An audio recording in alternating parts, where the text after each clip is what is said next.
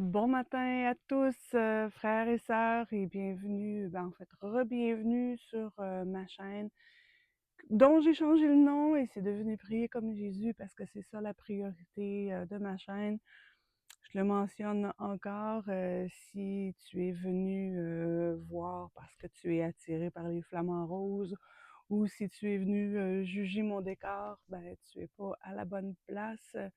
Le Seigneur m'a donné un toit, mais c'est petit et j'ai une petite chambre. J'ai pas d'autre endroit où prier. J'ai pas d'autre endroit où j'ai de l'intimité avec le Seigneur parce que j'habite avec mon fils autiste. Et les flamants roses, ben, ça me rend de bonne humeur et c'est simplement ça. Donc, je n'ai pas un décor Pinterest. Si ça te dérange, ben, je suis désolée. Je peux rien changer à ça. Euh, Dernièrement, je me suis faite un peu discrète. Pendant le temps des fêtes, j'étais à la maison et j'ai travaillé sur un autre projet que j'adore, qui me tient à cœur. Et le retour au travail a été difficile pour moi. J'ai à peu près toujours été travailleur autonome dans ma vie et être employée pour quelqu'un, pour moi, c'est difficile. J'ai snoozé beaucoup. J'ai passé du temps en prière, mais j'ai pas eu assez de temps le matin pour faire des vidéos. Alors, je suis de retour maintenant parce que la discipline, c'est important. Pierre nous en parle dans les fruits de l'esprit qu'on doit ajouter. Donc, la discipline en fait partie et je suis de retour plus disciplinée et fatiguée aussi parce que les responsabilités me rattrapent. Mais j'ai constamment l'Éternel sous les yeux. Aussi, mon cœur est dans la joie, mon esprit dans l'allégresse et mon corps repose en sécurité. Gloire à toi, Père éternel. Dernièrement,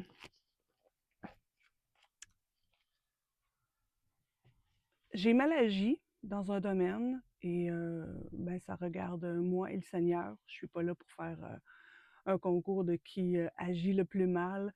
Euh, La Bible nous rappelle qu'on doit agir par motif de conscience parce que le Seigneur nous regarde constamment et il y a une différence entre pécher et agir mal. Je te donne un exemple. Quand Caïn et Abel ont fait des offrandes à l'Éternel, dans Genèse 3, est-ce que c'est Genèse 3? Oui, c'est Genèse 3. Non, pas du tout.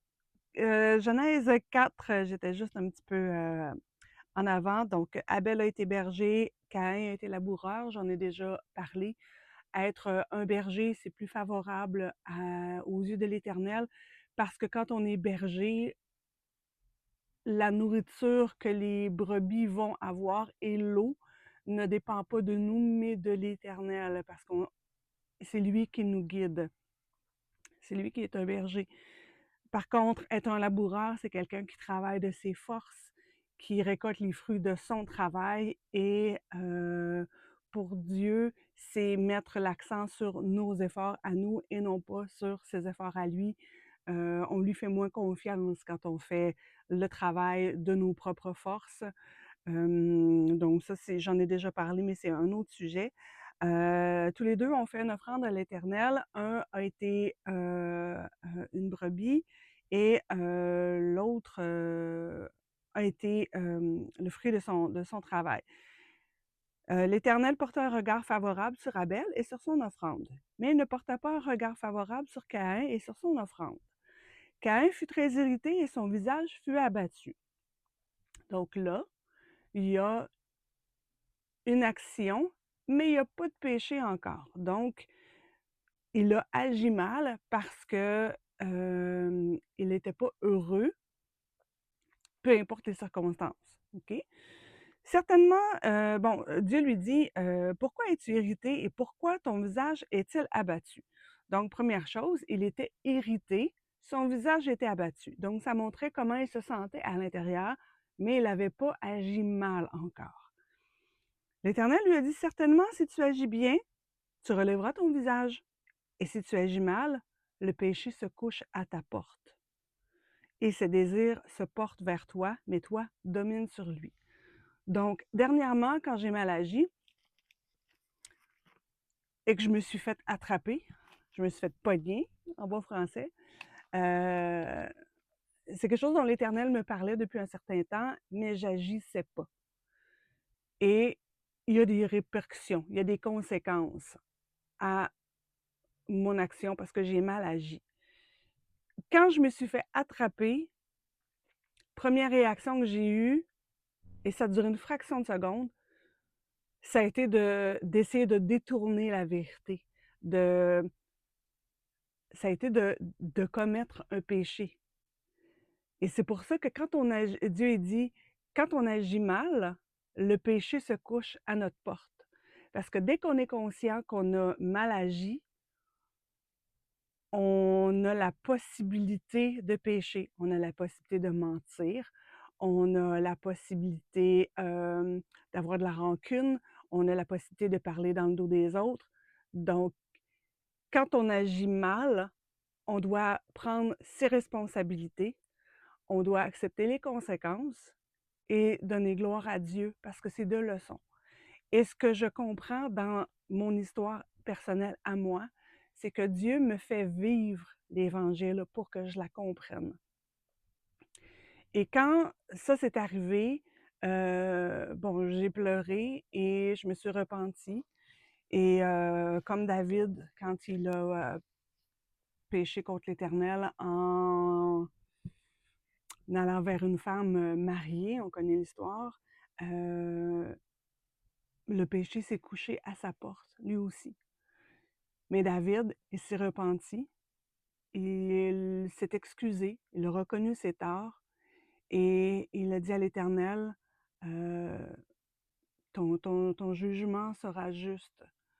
Euh, il a accepté la conséquence. Il ne s'est pas rebellé contre l'Éternel parce qu'il a compris que c'est lui qui avait mal agi. Comme Caïn. Caïn, par contre, lui, a choisi le péché. Il a tué son frère. Quand, quand le Saint-Esprit est avec nous, il nous montre clairement quand on agit bien, quand on agit mal.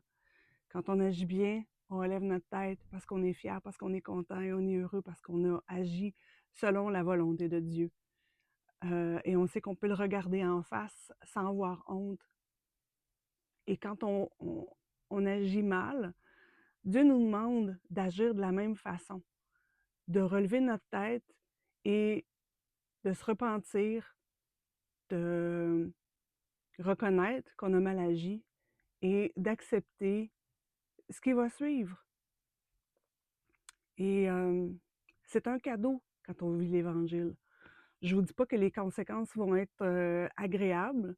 Euh, bon, je n'irai probablement pas en prison, des choses comme ça, mais ça va me coûter de l'argent parce que j'ai mal agi et ben, gloire à Dieu pour cette leçon-là parce que malheureusement, des fois, on apprend des leçons durement.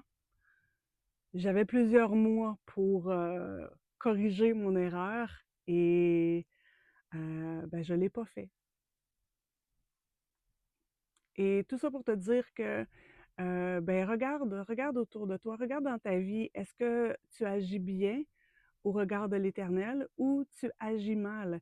Est-ce que le péché se couche à ta porte? Et quand le péché est là, quand tu as l'occasion de pécher, est-ce que tu pêches ou tu vas te repentir? Est-ce que tu vas t'enfoncer encore plus? Parce que son visage, il était irrité, donc il y avait quelque chose qui était pas bien déjà, donc c'était, il y avait déjà la semence du péché dans lui. Quand des gens nous attaquent, on a le réflexe d'être fâché, de vouloir se défendre et tout ça, et le Seigneur nous dit clairement, venge-toi pas, c'est moi qui s'en occupe. Il nous dit de prier pour les autres et de voir que quand des gens agissent mal envers nous, c'est simplement parce qu'ils ne connaissent pas Dieu, parce qu'ils n'ont pas cet amour-là. Donc, il faut avoir compassion des gens qui nous font du mal aussi. Alors, c'est ça. C'était mon petit retour ce matin avec cette petite parole de l'Éternel qui me fait comprendre ce passage-là que quand tu agis bien, relève ta tête. Et quand tu agis mal, le péché se couche à ta porte, mais toi, domine sur lui. Alors, dominons sur le péché, parce que quand on domine sur lui, il s'en va, tout simplement. Quand il fait noir, allume la lumière. On a besoin du Saint-Esprit, on a besoin de l'Éternel, on a surtout besoin de Jésus qui a donné sa vie pour nous. Alors, je te garde pas plus longtemps ce matin.